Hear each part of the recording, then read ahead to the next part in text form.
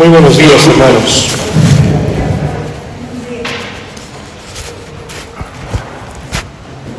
La sabiduría de Dios nos indica como que no fue suficiente la celebración del Jueves Santo para poder realmente asimilar la grandeza del misterio que celebramos día a día en el altar. Y ha querido recordárnoslo, terminada la Pascua, con la celebración después de Pentecostés, el jueves pasado, de la fiesta de Jesucristo, sumo y eterno sacerdote, institución del sacerdocio, y este jueves, después de la Trinidad, el Corpus Christi con la institución de la Eucaristía. Es decir, volver a recordar y penetrar el misterio del Jueves Santo, que en el fondo no es otra cosa sino el misterio de la permanencia constante de Jesucristo siempre en medio de nosotros. Hoy la liturgia le cambió el nombre, ahora se llama la fiesta o la solemnidad del cuerpo y de la sangre de Cristo, pero ciertamente es una fiesta que ha arraigado hondamente en el pueblo cristiano. Desde que se introdujo allá en el siglo XIII, y nos hace ver que la Eucaristía tiene dos grandes dimensiones. Uno es el que más comúnmente conocemos, que es la celebración, la misa, y su prolongación después con la reserva del pan eucarístico en el sagrario y la consiguiente, por tanto, veneración que se le dedica. Miren, la finalidad principal de la Eucaristía es siempre su celebración y la comunión con el cuerpo y la sangre de Cristo, que ha querido precisamente quedar como alimento para el camino de la vida, para todos nosotros. Pero desde que la comunidad cristiana, desde los primeros siglos, empezó a guardar ese pan eucarístico, sobre todo para poderlo después distribuir a los enfermos, y también en el caso del viático, fue haciéndose cada vez más coherente y connatural que se rodeara ese lugar de la reserva, lo que ahora llamamos sagrario, de signos de fe y de adoración.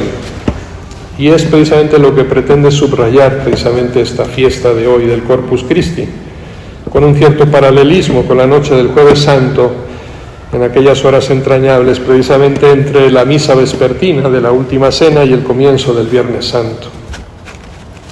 Vamos a profundizar un poquito en esta temática. Miren, la celebración de la fiesta del Santísimo Cuerpo de Cristo vuelve a ofrecernos precisamente esa oportunidad de reflexionar sobre la Eucaristía. Somos un pueblo sensible, creo yo, a esta devoción eucarística. Basta con enumerar la proliferación de asociaciones que tenemos muchas veces en torno a la Eucaristía. Y hay un hecho bastante claro también y evidente: el elevado número de comuniones. Sin embargo, paralelamente, o tristemente, habría que decir que somos también un pueblo poco comunitario, poco unido alrededor del altar. Es decir, que nuestra vida y nuestra postura cristiana adolece, perdón por la expresión, de individualismo, y está profundamente afectada de exclusivismo y de interés privado. ¿Por qué hago esta crítica expresa? Si se han dado cuenta, o al menos yo, que he tenido la dicha de poder trabajar y vivir en distintos países, México es el único país donde veo que cada familia quiere su bautismo, su presentación, su primera comunión, ¿no? Y tiene sacramentos para ellos solos. Cosa contraria totalmente a lo que dispone la liturgia de la Iglesia, que pide que los sacramentos se hagan precisamente en comunidad. ¿Por qué? Porque es la fe de la Iglesia la que se pone en juego. No es tu propia fe. A veces yo celebro bautizos donde ni siquiera te saben contestar las familias que vienen a bautizar al niño, ¿no? Ni hablo de los 15 años, ¿no? Pregúntale a algún chambelán a ver qué es lo que estamos haciendo. Cuidado, porque creo que es una deformación y que poco a poco deberíamos de corregir. La Eucaristía exige comunión, exige comunidad, por tanto. A pesar de todo, la Eucaristía es signo de unidad. Incluso en lo humano, de las comidas, de los banquetes, suele ser una expresión de unanimidad. En torno a una mesa no es difícil superar todas las particularidades y llegar a mutuos acuerdos. Y así, en torno a la Sagrada Mesa, la común participación en la Eucaristía es signo de unanimidad de pueblo de Dios, de pueblo en camino. Pero la Eucaristía, si se dan cuenta, no es solamente un signo, es decir, la expresión feliz de la unidad que ya debe de existir cuando nos reunimos en torno a esa mesa, sino que además es un signo eficaz. ¿Qué quiere decir? Que no solamente supone, sino que hace brotar, hace nacer y acrecienta esa unidad entre los cristianos. En torno al altar se edifica y se construye la Iglesia de Dios. Hay un documento pontificio muy hermoso de Juan Pablo II que se llama así, que se titula así, Eclesia de Eucaristía, es decir, la Iglesia nace de la Eucaristía y la Eucaristía hace la Iglesia. ¿Qué pasa pues para que nosotros no acabemos de superar ese viejo individualismo? Y qué extraño y envejecido mal entorpece la eficacia unificante de la Eucaristía precisamente en nosotros. ¿Por qué esa unión simbólica en el templo después tampoco tiene una realidad al otro lado de las puertas de la iglesia? Porque nos congregamos aquí, pero después nos diluimos allí en la sociedad. Nos parece un contrasentido que los que aquí compartimos el mismo pan, ese don de Dios, nos neguemos luego a repartir ese otro pan, fruto de nuestro sudor, que también es un don de Dios. San Pablo, en la carta de la que hoy hemos leído un fragmento a los Corintios, denuncia esta inexplicable actitud precisamente de aquella comunidad. Podría decir prácticamente lo mismo de nosotros. Aquella comunidad que comenzó repartiendo el pan material con ocasión de la Eucaristía. Saben que la Eucaristía en aquella época, en aquel primer siglo cristiano, se celebraba en torno a una mesa de la familia. Se congregaban en torno a una mesa material, a una cena física, igual que Jesús. Pero si se dan cuenta, al repartir ese pan material, había llegado muchas veces a aprovechar esa misma celebración, aquella comunidad, para hacer ostentación, cada cual de sus propias riquezas. Y San Pablo denuncia que en eso no hay nada de laudable ni de santo, y sí mucho que recriminar, porque había división entre ellos. Mientras unos comían de lo necesario, otros pasaban necesidad, dice. Entonces, hermanos, hay que concluir que no comulgamos bien, si esta es la realidad. Quisiera que me entiendan, eso sí, ahora bien. No se trata de que nos acerquemos a la Sagrada Mesa sin las disposiciones exigidas por el derecho. Cuento con ello, ese ayuno eucarístico, esa pureza de conciencia, pero se trata de algo más sencillo y al mismo tiempo también más profundo, más elemental. Comulgar, hermanos, es recibir a Cristo, pero no acaparar a Cristo, es decir, no monopolizar la posesión de Cristo, retener a Cristo para nosotros como un uso particular. Comulgar es sentarnos a comer precisamente con los hermanos y compartir no solo a Cristo, que ya lo hizo, sino nuestra vida con ellos. Es comulgar con los hermanos, pero no anecdóticamente, precisamente en la misa, sino de verdad y siempre. ¿Por qué somos capaces de recibir a Cristo sacramentado, pero después rehuimos aceptar a Cristo, el mismo Cristo, presente también en nuestro prójimo? ¿Por qué somos ávidos de comulgar y luego tan parcos para comulgar con los demás? Cuando comulgamos recibimos a Cristo, pero no podemos olvidar, y nos lo recuerda el Concilio Vaticano II, que la Eucaristía no tendría sentido si la sacamos de un contexto de su institución. Es decir, la noche de la última cena era la víspera de la pasión. Comulgar, por tanto, es recibir a Cristo que se sacrifica por todos los hombres, precisamente buscando el perdón de sus pecados. Y por eso comulgar es compartir con Cristo su propio sacrificio en servicio de los hombres. Y por eso resulta incomprensible toda tentativa de pretender comulgar conformándose solo con recibir, sin sentirnos al mismo tiempo comprometidos a dar, y darse precisamente en el servicio a los demás. Recuerden el Jueves Santo pasado cuando yo les hablaba precisamente del misterio del lavatorio de los pies, ¿no? De la toalla. Ese es el servicio.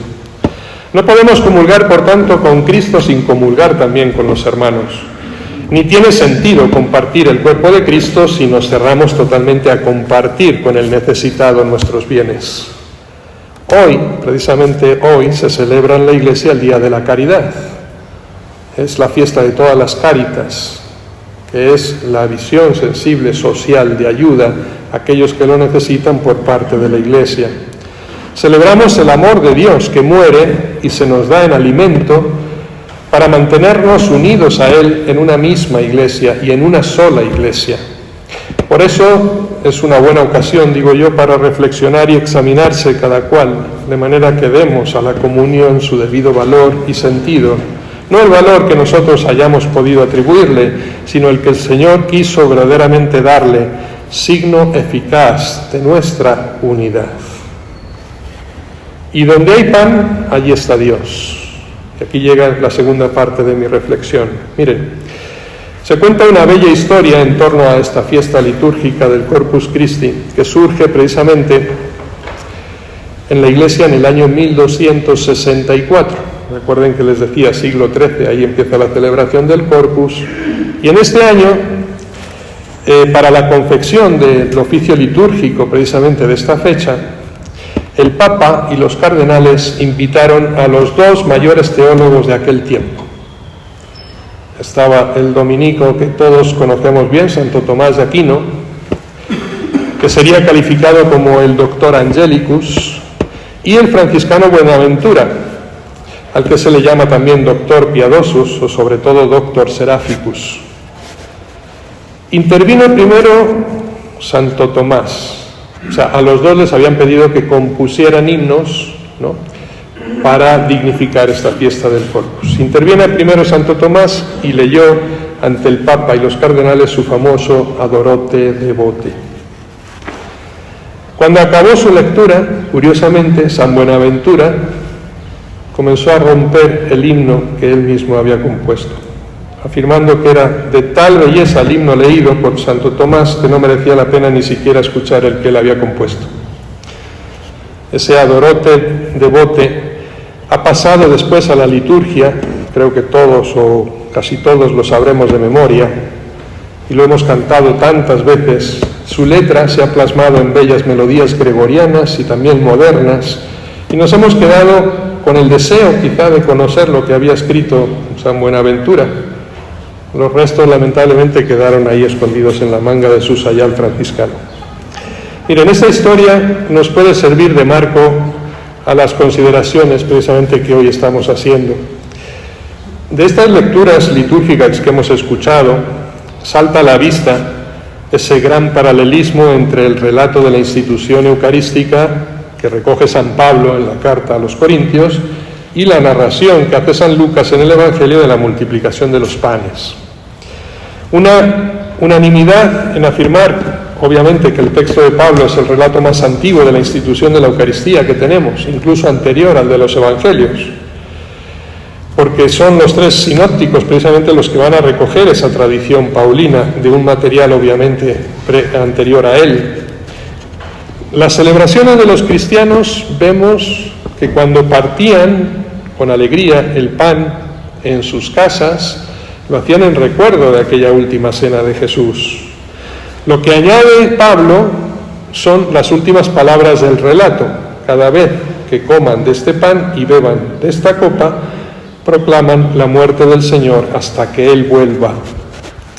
Y esta añadidura paulina refleja su convicción de que existe una inseparable unidad entre la Eucaristía, la muerte y la resurrección de Jesucristo. Están unidas. Y la vivencia de la entrega de Jesús es inseparable de una correcta relación, por tanto, entre todos los hermanos que la celebran. Pablo precisamente trae este relato de la institución de la Eucaristía después de haber evaluado y criticado, les decía antes, las relaciones entre los cristianos de Corinto que se reunían en las casas a partir el pan. Pero mientras algunos nadaban en la abundancia, otros pasaban necesidad. El relato de la multiplicación de los panes está recogido por los 4 evangelistas, lo que es una prueba de su importancia. Y es indiscutible la alusión precisamente a la última cena y a la celebración de la Eucaristía. Lo reflejan sobre todo esas expresiones: tomando los 5 panes y los 2 peces, alzó la mirada al cielo, pronunció la bendición sobre ellos, los partió y lo dio a sus discípulos para que los sirvieran a la gente. Fíjense que Lucas subraya menos los peces. El pez se va a convertir en la primera iglesia en el símbolo de Cristo. Recuerden la palabra pez en griego, ichthys, es un acróstico que usaban los primeros cristianos: Jesús, Cristo, único Dios Salvador, compuesta con la palabra ichthys, pescado, que después pasará a representar precisamente la Eucaristía en las comunidades cristianas. Pero San Lucas se centra más en los panes, y es interesante que el relato omita la palabra multiplicar, lo que puede mostrar precisamente el interés simbólico que tiene. También es importante que el Evangelio de Lucas sitúa este hecho al final y como culminación precisamente de la misión de Jesús en Galilea, junto con la profesión de fe de Pedro, recordarán, en Cesarea de Filipo, y la transfiguración. Inmediatamente después de la multiplicación de los panes, Jesús toma el camino hacia Jerusalén, es decir, hacia su muerte, la subida a la ciudad santa, que será el hilo conductor después de todo lo que sigue en su Evangelio.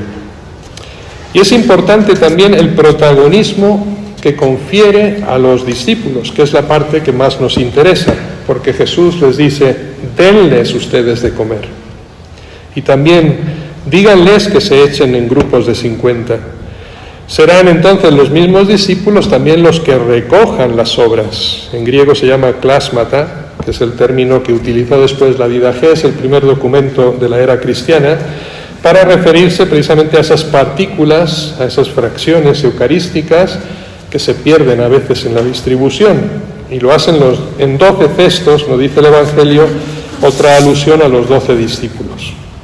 Por tanto, hay un protagonismo en nosotros, en los discípulos, no solamente de parte de Cristo que da, sino de la intervención necesaria del discipulado para compartir. Hay una poesía hermosa de un obispo español, Pedro Casaldáliga, no sé si lo conocen. Si lo conocen, seguramente por nada bueno, ¿sí?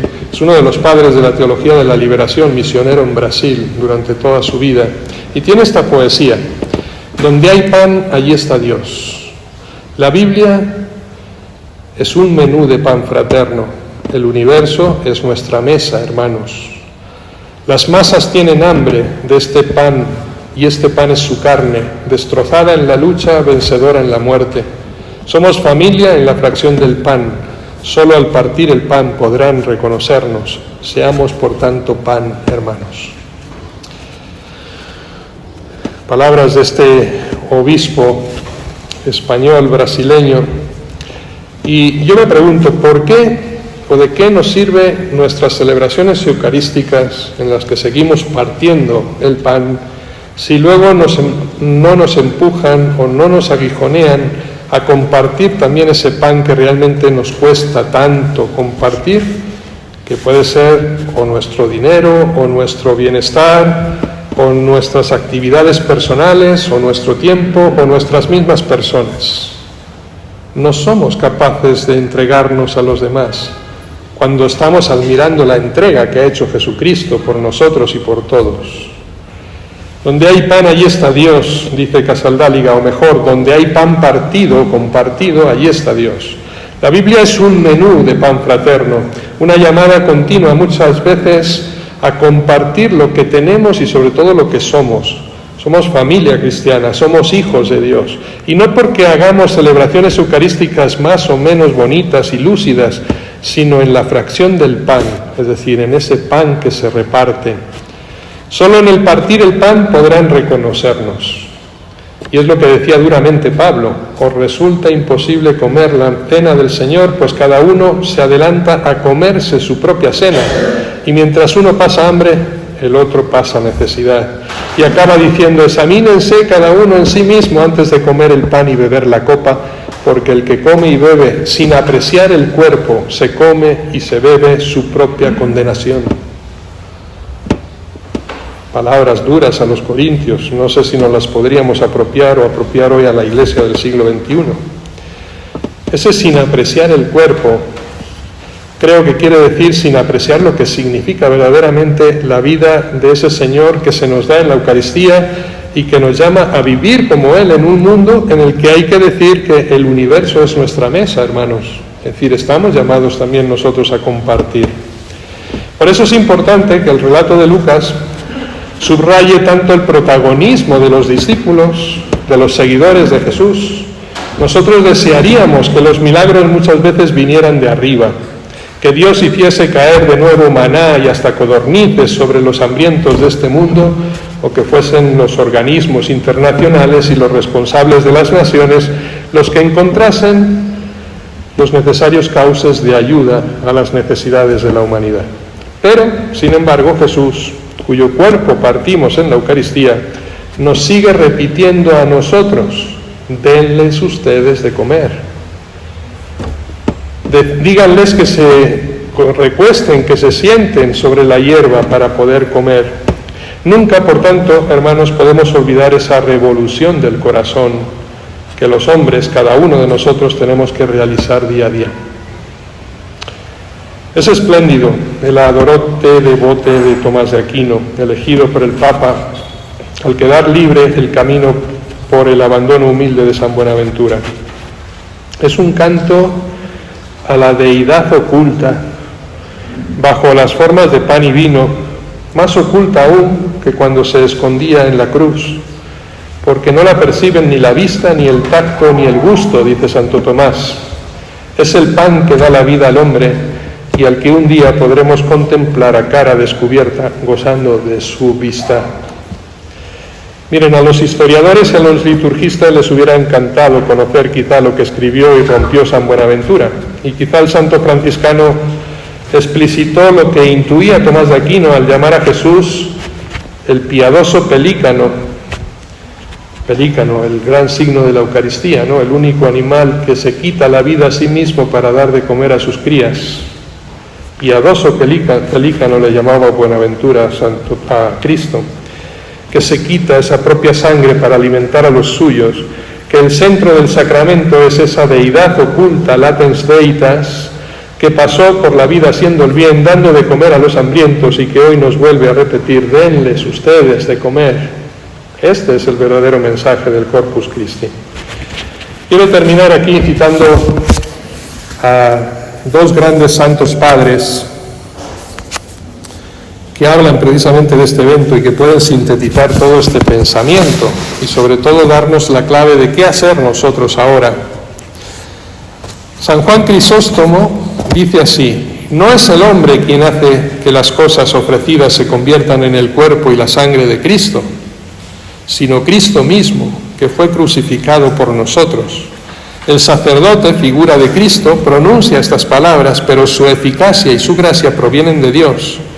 Esto es mi cuerpo, dice, y esta palabra transforma las cosas ofrecidas en el altar.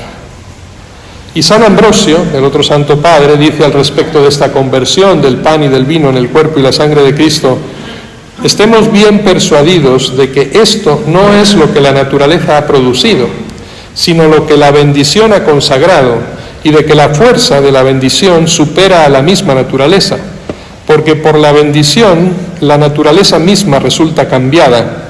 La palabra de Cristo, que pudo hacer de la nada lo que no existía, no podrá cambiar las cosas existentes en lo que todavía no son, porque no es menos dar a las cosas su naturaleza primera que cambiarla. Son dos expresiones magníficas. ¿Por qué las cito? Porque creo que son las que nos deben de llevar a una verdadera reflexión de lo que es la Eucaristía. Fíjense, nosotros simbólicamente ofrecemos el pan y el vino en el altar para que se transformen en el cuerpo y la sangre de Jesús. Digo simbólicamente porque la verdadera ofrenda de la Eucaristía no debe ser solo el pan y el vino, sino nosotros mismos. Nos volvemos oferentes, nos volvemos ofrenda de vida, de tal manera que esa transformación también se opera en nosotros. Y en nuestra presencia en cada Eucaristía deberíamos de salir cristificados, es decir, transformados en Cristo, para que después ese cuerpo y sangre de Cristo vivo en nosotros pueda ser derramado también en los demás, es decir, pan partido para todos. Esa debería de ser la conclusión de nuestras Eucaristías.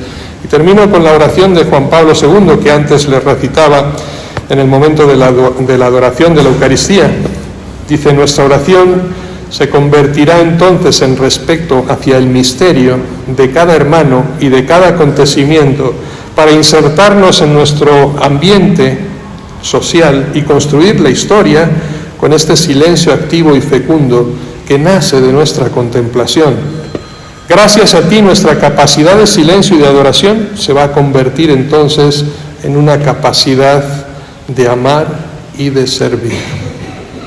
Esta es, hermanos, creo, la explicación plena de lo que significa esta fiesta y de lo que significa la Eucaristía, y en lo que nosotros debemos verdaderamente convertirla, no solamente en un gesto pasivo de estar aquí en la escucha receptiva de la palabra, de la comunión, sino después volvernos nosotros en agentes activos de esta Eucaristía para la vida del mundo. Que así sea.